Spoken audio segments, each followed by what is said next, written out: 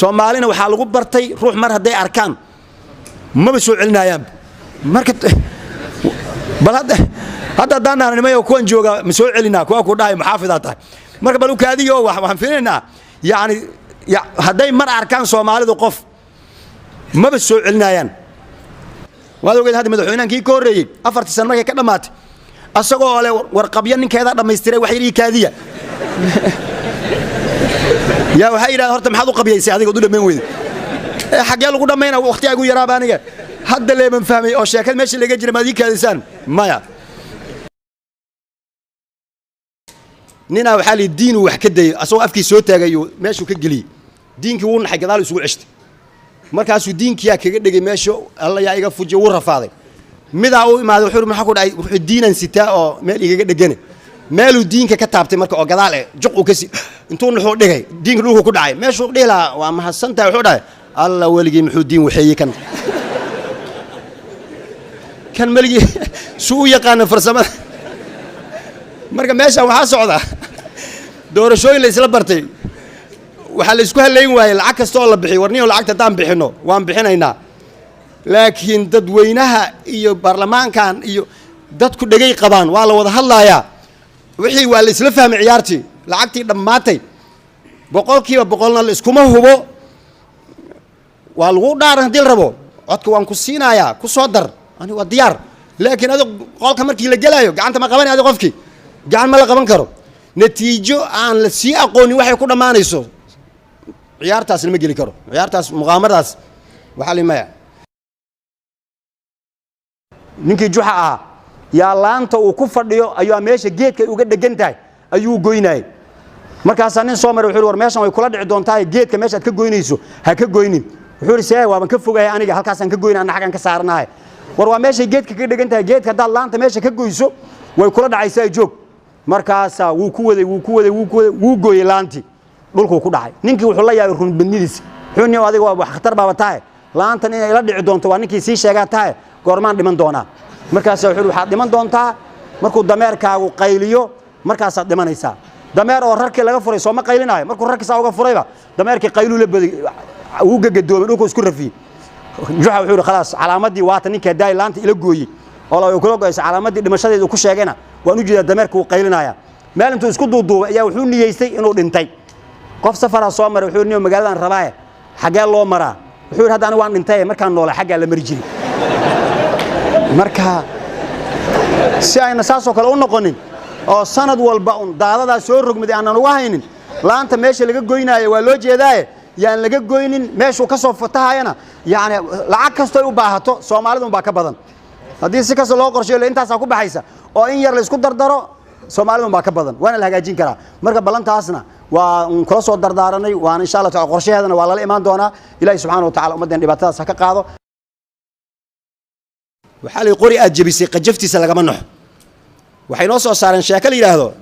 xildhibaanow marka wax doorasho la gaaro wax la dooranayo hadii lacag ay ku keenaan kuwa murashaxiinta in la doorto raba lacag ay ku keenaan kulligood waad ka qaadanee adiga iska dhigin nin wadaad oo Ilaahay ka cabsanayo oo aan hal nin aan ballan ka qaaday mid kale aan lama hadlaay dabalata adiga saas ma oo maxaa la sameeyaa lacagi waa qaadasho codkuna waa qarsoodi ma saasa ha qaacida la inoo sameeyay muttafaqun alayhi su'aal isku raacay maxaa isku lacagi waa qaadasho codkuna waa qarsoodi waaya markaas madaxweynayaashii oo dawladda dhexe ayaa waxa lagu bartay oo darsi fiican laga qaatay mid kasta inta hadda bariga hore moogtahay saan ma inahan sheekadu ma kulaan jirin kulay kan dambe markuu imaaday oo madaxweynaha aad ugu tartamay madaxweynayaashii hore iyo kuwa hadda joogay oo kulli xildhibaano badana lacag ka qaaday codka markii la gaarayna tiradii uu isku darsaday ee liiska ugu jirtay ma ayna soo bixin niman yahoosay wax u jiraan yaani waa tira badan waa ii qornayd oo lacag iga qaadatay codka markii la gaarayna tiradii iimayna soo bixine baashu xagee biyadeys kala yiraahdaa biyadeysku xaguu ka yahay ilaa madaxweynayaashii hore qaar kamid markii doorashada ay soo baxday mahad celinaal raba moogta markii codka laga helay markaas uu waxaan u mahad celinayaa madaxweynaha la doorto waan u mahad celinayaa intaas waa laakiin xildhibaanada uma mahad celinayo waxaan ugu mahad celinayna way is og yihiin macna bees ay ka dhameeyeen wahay dhalinyaro joogta galmudug yaasha ila soo hadleen markaas madaxweyne sheekh kalimooyinka jumcada aad jeediso oo Soomaaliya arrimaheeda waaqicad kaga hadasho galmudug maxaa uga hadlayis markaas waxaan ku maxaan dhahay galmudug aan kaga hadlay adaad saadaysi taqaan laakiin waxaan ka rabnaa doorasho meesha ka socotee waa la iskhilaafsan yahay inaad kelimo dadkaasi ku wajahan inaad noo dhaxdo shaqada ugu diray Soomaa homework adag ugu diray waan ka soo jawaabay laakiin waa inaan la hadlo marka nasiixa waa inaan siiyo agteena sunnada oo ciid waxay naga tahay malaha faralka way ka daran tahay qof walba wuxuu leeyahay salaad ciid iga tagin waad mahadsantii way fiican tahay hal ugu dadaalo xagga socota salaad ciid madaxda hataa madaxda garoomada iyo masaajidada iyo meelaha la isugu imaanayo jidadka hal la xiro maxaa jira madaxweynaha ciid soo tukanayo oo jumcada soo tukado jumcada waajibe ma ciid ayadu waa maalin la yaab leh waa maalin weyn waa ka suuqa bakaaraas aan sheegnin oo xamaali oo wax culus wada yaa mid ku joogsaday suxun ugu istaagay waxaan xanuunsaday marka saa intuu fiiriyo wuxuu ku yiri war maxaa igu istaagay wuxuu arkay inuu qori oo garabka ku wato wuxuu saaxiib igu joogso laakiin tartiib igu joogso marka dadkan kale waxay ogol yihiin in tartiib loogu joogsado ogol yahay laakiin reegal mudug in lagu joogsado ma yeelayaan haday isku joogsadaan tartiib isku joogsanayaan suxoog la isku joogsanayaan waxaan u sabariyay oo dawladii hore ay jirtay waxa la sameyn jiray ciyaaraha gobolada marka waxay kamid ahaayeen kuwa ugu xiisaha badan ee dadku ay xiiseeyaan aan waxaan ku noolaa markaas degmada Baydhabo waxa lagu qaban jiray wareega hore wareega dambana labada soo baxda ayaa xamar imaan jirtay oo gobolada sax way kala qaybsanaan jireen marka Baydhabo waxa isugu imaan jiray marka Jubbada Hoose oo Kismaayo ah iyo Baydhabo iyo Boqol iyo Gedo afartaas inta badan waxa soo bixi jiray marka Kismaayo iyo Baydhabo labadaas finalka isku soo hari jiray kaalinta koobaad iyo kaalinta labaad ay ku soo kala bixi jireen final kamida finaladii ayaa galab jumca loo balansan yahay in oo la ciyaaro oo Kismaayo iyo Baydhabo ah wadaad masaajidka muadinka ah haduu dhinta Allah naxariistee yaa saano kale markaan khudbada tukanay yu istaagay markaas wuxuu maanta waad ogtiin galabta finalka yaa jira